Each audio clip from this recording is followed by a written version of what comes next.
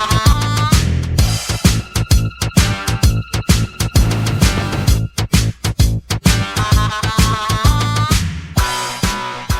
everyone, and welcome to the Striation 6 podcast. I'm your host, Sam Trotta, and as it is with everything I do on this podcast, my goal here is to provide you with high quality, free exercise information to help you feel, function, look, and live better. And I'm privileged to be here for one last time, at least for the next little while, with my client and friend, Bob Wyatt, for the sixth and final episode of a podcast series that we've called Bob's Tri Journey. And rather than starting this off the same as previous conversations, I'm going to go with this. Bob, we haven't seen you in a couple of weeks. How was your Labor Day weekend? Oh, fine, fine, same old. No, wait, there was something a little different. On the Mhm. Saturday, I went to Ottawa to attend the Canadian Triathlon, where I completed the Olympic triathlon event. Woohoo. No big deal, really, except that it was my first ever triathlon of For any those, type, and I am 69 and a half years old. I was definitely the oldest competitor of the group, at least as far as I can tell. congratulations, Bob. That's amazing. I knew you could do it, and I think you knew you could do it too. Super proud of you. And for those of you who are just listening rather than watching on YouTube, Bob's wearing a very well-deserved medal for completing the triathlon. So that's great. Oh, and during my 8-month training period, I didn't need any of the services of allied health professionals. So no chiropractor, no physiotherapist, no massage therapist, no remote Reiki, nothing. I believe the reason I was able to successfully complete is because of you, Sam, and you as my muscle system specialist in a preventative context, which allowed me to train uh, injury-free, virtually injury-free for the last 8 months. Thank you, Bob. I do appreciate the acknowledgement there, and you certainly deserve credit yourself for training, leading leading into the triathlon training, having already, had such good conditioning and going about your training in such a smart way. But for those who have may not have listened or watched the previous episodes in this series, let me just explain this a bit here. So I met Bob almost a year ago, I'd say. And he let me know he decided to enter his first Olympic triathlon. He was then 68. He told me that he'd be 69 when the triathlon actually occurred. I've been working as his muscle system specialist, and I'm going to provide a link for what that actually is. And we'll talk about it a bit here, I'm sure, in the show notes or the show description. But I was his muscle system specialist for the journey, which culminated in Ottawa on August 30th at the Canadian Triathlon and Run. We used our unique muscle system specialist approach here to correct the movement deficits that we found from Bob's original assessment and any new deficits or injuries, little bits and pieces here that accrued during his training. So we met weekly for our muscle system specialist work sessions in the first couple of phases of our process. And then less often after that, we've done these update podcast episodes every 6 weeks or so. Now, Bob told me originally that his goal was just to cross the finish line at the event, but there was definitely some goal creep over the journey. And I'm not surprised about that at all, but it was kind of fun to watch from the semi-detached professional perspective. I'll remind our listeners that the Olympic triathlon, or excuse me, in the Olympic triathlon, the swim is 1.5K. So that's 1,500 meters, followed by a 40-kilometer bike ride and a 10-kilometer run. So, Bob, tell me how the race played out for you. That's a big race. That's a lot of distance. Well, you are right about my goals in this. As training progressed and I fantasized that I might actually finish, I decided that I didn't want to be the last one crossing the line. So I landed on finishing at an average time for my age group, knowing that everyone else would be some sort of triathlon veteran, unlike me.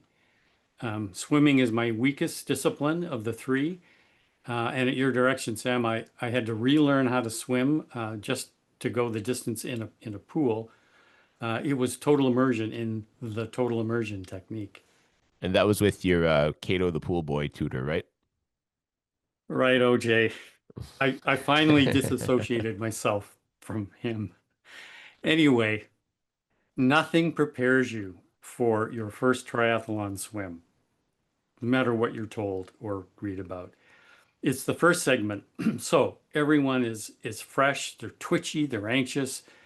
It was 250 people sprinting into the water in three waves, sort of swimming over top of one another.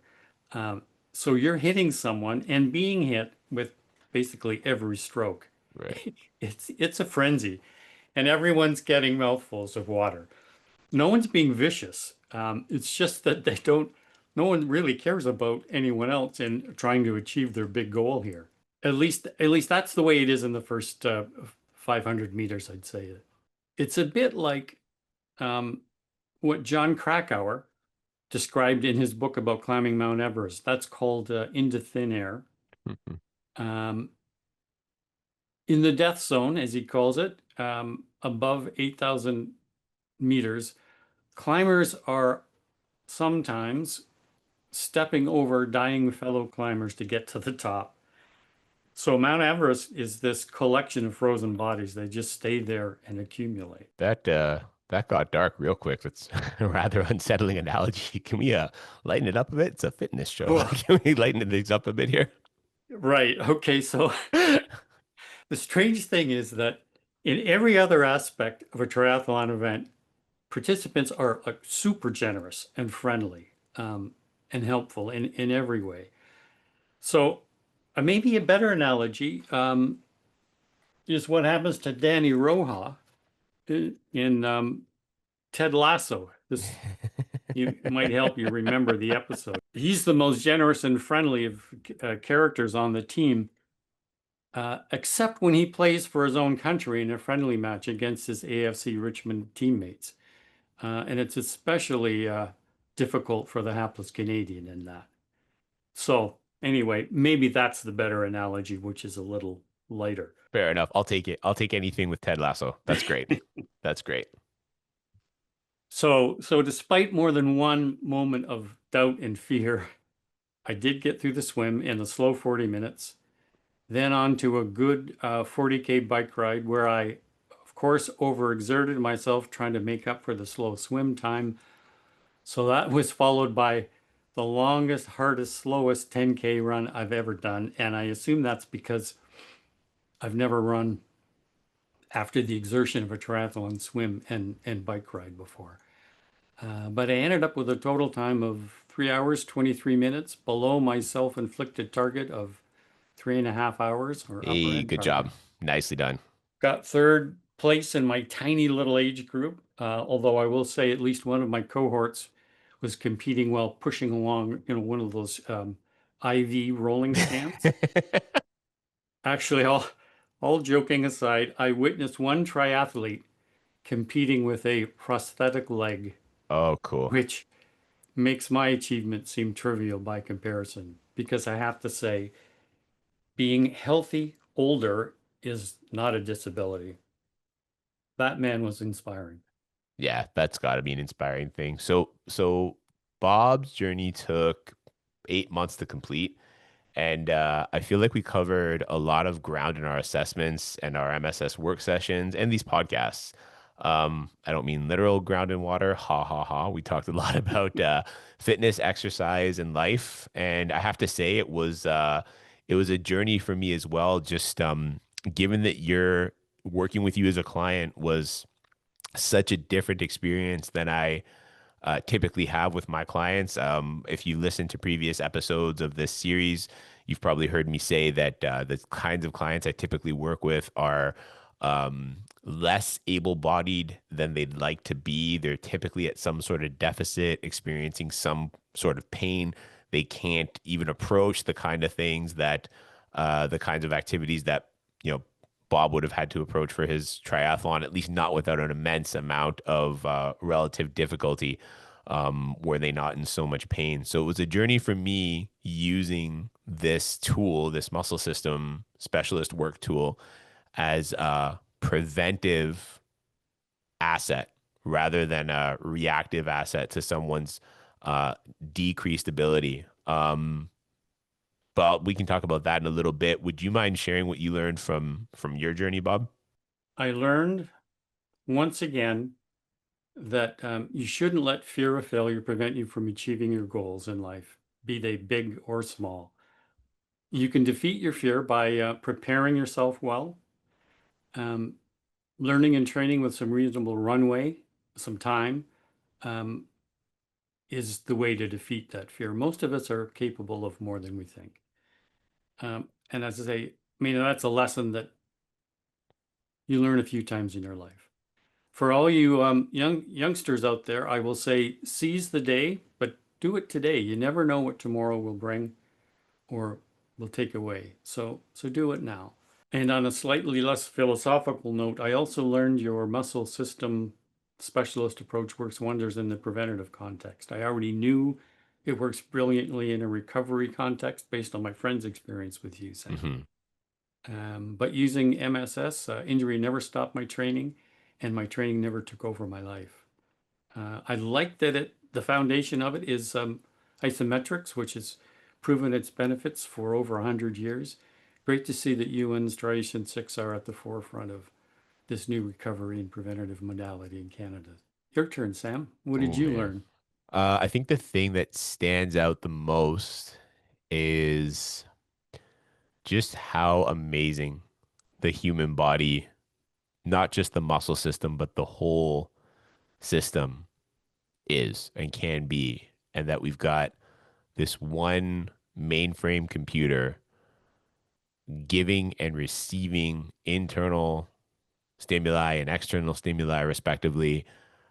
Call it your central nervous system. It's controlling absolutely everything. And that based on its ability to down or up regulate movement and strength, you can get people who have no, like yourself, who had no real tangible indicators of any kind of deficit.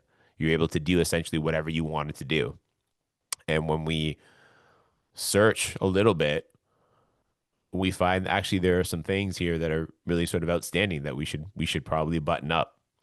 And taking that in the context of my own personal journey with my body over the last year or so, I went through this horrible series of this horrible bit of pain and had to work back from it myself.